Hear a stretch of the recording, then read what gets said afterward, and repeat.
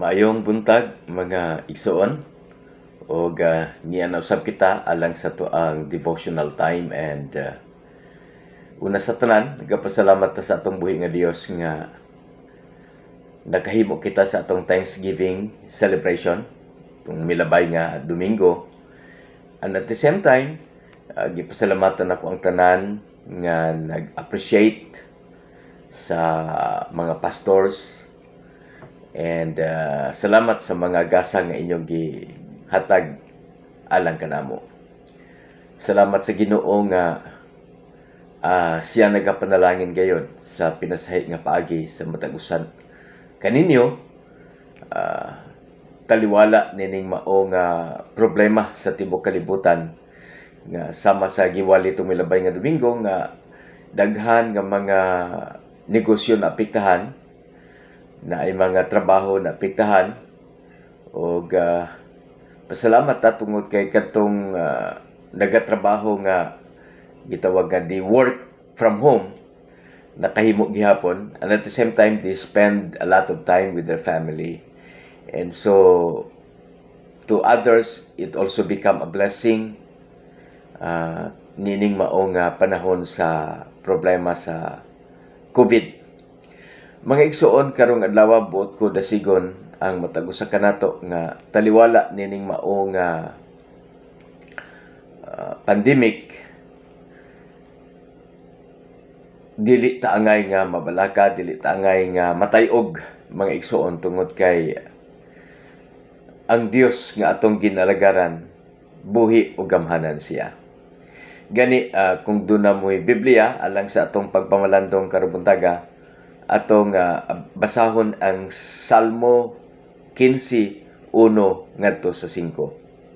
Psalm 15 verse 1 to 5. Ingon dinhi, Lord, who may dwell in your sacred tent, who may live on your holy mountain, the one whose walk is blameless, who does what is righteous, who speaks the truth from their heart, whose tongue utters no slander, who does no wrong to a neighbor, and casts no slur on others, who despises a vile person, but honors those who fear the Lord, who keeps an oath even when it hurts, and does not change their mind, who lends money to the poor without interest, who does not accept a bribe against the innocent. Whoever does these things will never be shaken. Doon na ba'y panahon sa imong kinabuhi igsuon nga tungod sa sirkumstansya nga hilabihan gayod, natayog ang imong pagtuo, o nawan-an ka og kusog og paglaom pod sa pagpadayon sa unahan, o imo ba kining nasinati? Dinhi sa gibasa nato sa Salmo na matikdan nato igsuon nga kini nagpahinumdom kanato tungod kay sa katapusan nga bersikulo sa verse 5, ingon niya nga whoever does these things will never be shaken. So bisan kinsa nga nagahimo nining mga butanga, taliwala sa mga problema, taliwala sa mga circumstansya o gitawag nato difficult times in life, you will not be shaken. And so atong tanawon igsuon, unsa ning mga butang nga gisgotan ni Salmista David nga kung ato kining gihimo dili ta matay-og. Una, iyang gimension nga we have to act righteously. Ingon niya nga seek to walk blamelessly and to do what is right. So inyong namatikdan, very intentional kaayo nga di lang kay imong pangitaon ang pagkinabuhi nga matarong, kundili nga kinahanglan yun imo kining pagabuhaton. So importante ang pagbuhat, di lang ang pagpangita. So dinhi kun ato kining buhaton igsuon, ang pagkinabuhing matarong, taliwala sa mga difficult times, dili ka gyud matayog. Ikaduha, yang giskutan nga we have to tell the truth. Gani, ingon niya sa verse 2, speak the truth from your heart. Pagsulti gyud o tinuod sa imong kasing-kasing. Kay dali ra ba usahay ta makasulti og bakat sa panahon sa difficult times. Ilabi na kung palanglitan dako kayo imong pagkinahanglan. Unya tungod sa maong dako nga pagkinahanglan ug dunay mga pipila nga mangutana, kamusta ka? Ang imong kinabuhi, dunay panahon igsuon nga tungod sa pagkinahanglan posibleng ang usa ka tawo makasulti o pagpamakak aron lamang siya nga panalanginan o tingali aron lamang siya nga tabangan. Apan dinhi nagiskot si Salmista David nga dapat musulti ka sa tinuod. Ayaw gyud pagpamakak kaysa mao lamang paagi nga dili gyud ka matayog sa imuhang Kristohanon nga baruganan. So, sulti ka sa tinuod. Katuloy ang giskutan nga sa verse 3 nga do not gossip. Ingon niya, let no slander come from your tongue. Ato ninumduman nga ang pag-sulti o daotan nga to sa atong isig kaingon, mudaot kini sa ilahang pagkatao o dili lamang sila, ikaw pod nga nagsulti nini, pwede pod nga madaot pod ang imuhang reputation. And at the same time, ang pagdaot sa uban, it is in violation of God's command to love your neighbor. So, igsuon, ato gyud nga bantayan ang atong dila. Tungod kay sa panahon usahay sa mga difficult times, it's easy to blame others. And that is why we need to think first before we have to say things. Ika-upat nga giskutan din ni Salmista David, mao nga we have, ingon niya, do not hurt your neighbor. Do your neighbors no wrong. Now, dunay dili mayo nga balita nga atong na dunggan, may tungod dito sa banda sa Luzon nga adunay usa ka pulis nga iyang gipatay ang iyang silingan, gipatay niyang inahan ug anak tungod lamang sa ilahang diskusyon, may tungod atong buga. Pero sa mailanga nga mga arguments, migawas sumala sa mga interviews nga na lungkat kadtong mga problema nila sa una when it comes to the right of way. So dunay mga hurts in the past, and because of that hurting arguments, igsuon, wa kapugong atong pulis iyang na baril ang iyang silingan. So kana siya nga pangitabo igsuon has been condemned by military and sa atong mga human rights advocate.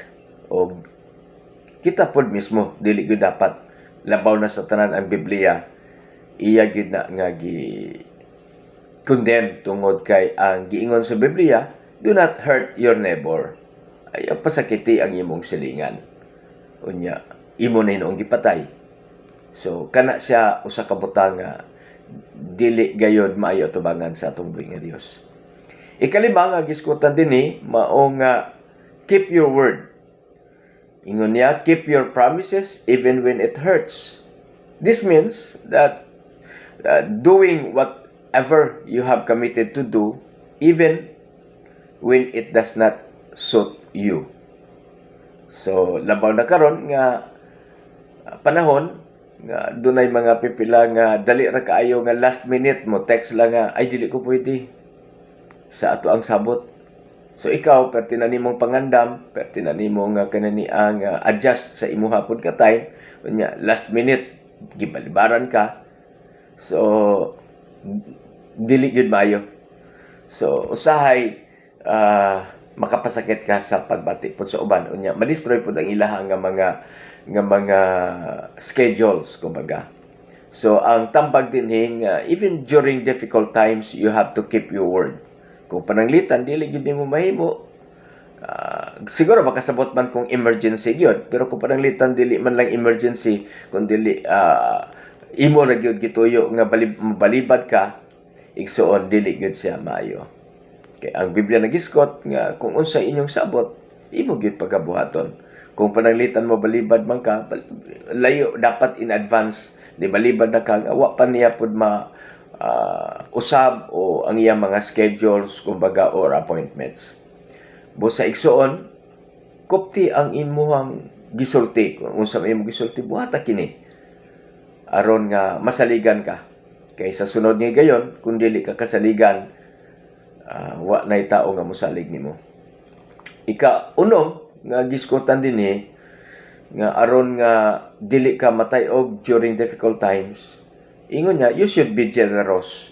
If you lend money, don't charge excessive interest. That is in verse 5. Ayaw pod paggrabihi pod og kanang interest. Pato og tubo kung magpahiram ka man lang og kwarta. Pero kung pananglitan, dili nimo negosyo ang pagpahiram, ayaw na lang tubuhi pod. Kay naa man ko uban nga ang ilang panginabuhian mao ang lending, no, kumaga ang ilahang source of income. Pero kung kana man ang imuha nga business, ayaw pod paggrabihi pod og kanang tubo. Kay ni uban nga sobrahan na pod nga naidaghan nga nagkalisod in taon, ilang prinda ilang yuta, hangtod nga na embargo na lang. Hangtod nagsamot gyud kalisod ang mao nga tao. And it also happened during the time of the Old Testament nga sa kung imong namatikdan sa libro ni Nehemiah, nasuko sa pag-ayo tungod kay kadtong mga dato, grabe ang ilahang pag daog-daog sa mga pobre, hangtod nga mga pobre ang ilang mga yuta naprinda na o nakuha na gyud sa mga dato. So luoy po kayo sila. So dinhi tagay pod, be generous pod. Mo kana ang tambag dinhi ni Salmista David. And also, the last ingon niya, be honest, never takes bribes. Now, as our character is formed more and more into this description nga giskotan nato nga pito ka buok during difficult circumstances and suffering, igsuon kung ato kini nga ginahimo, sumala sa verse 5 ingon niya, dili ka matayog. Busa mas maayo gyud nga igsuon nga ato kining hatag ug pagtagad kining pito nga akong gimension. You have to act righteously, tell the truth, do not gossip, do not hurt your neighbor, keep your word, be generous, be honest. And when you do these things, ingon ni Salmista David, you will never be shaken. Even in times of suffering, in times of gitawag nato difficult times, you will never be shaken in your faith because you are doing this, matawag nato mga guidelines nga angay natong buhaton on how to have a good character that pleases the Lord. And in doing so, I believe that the Lord will also bless us and help provide us during difficult times.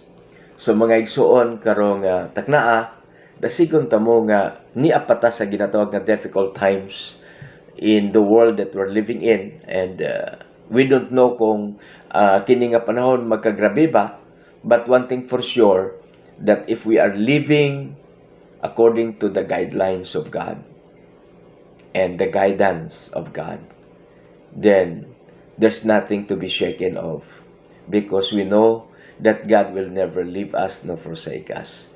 He is always there to provide, to protect, and to help us.